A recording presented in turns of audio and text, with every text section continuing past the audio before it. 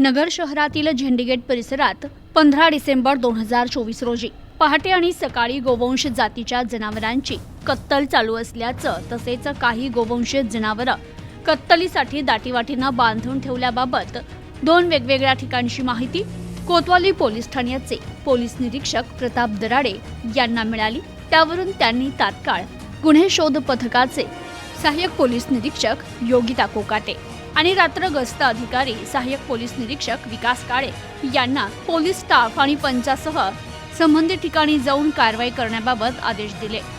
पथकाने झेंडीगेट परिसरात बाबा बंगाली गल्ली, कुरेशी मोहल्ला आणि सैदू कारंजा मस्जिद जवळ अशा दोन ठिकाणी पहाटे 5 वाजता आणि सकाळी 7:30 वाजता छापा टाकत कारवाई केली।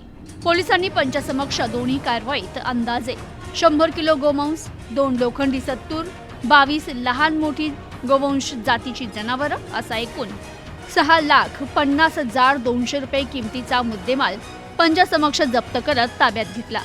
आरोपी शोएब गुलाम शब्बर कुरेशी राहणार बेपारी मोहल्ला झेंडीगेट तसेच वसीम कदीर कुरेशी राहणार सैदू कारंजा झेंडीगेट यांच्या विरुद्ध कोतवाली पोलीस स्टेशनला 2 वेगवेगळे गुन्हे दाखल करण्यात आले।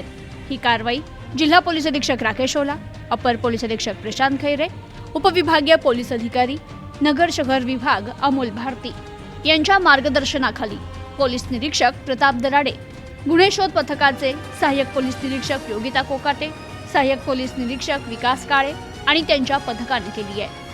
Bureau report, news today 24।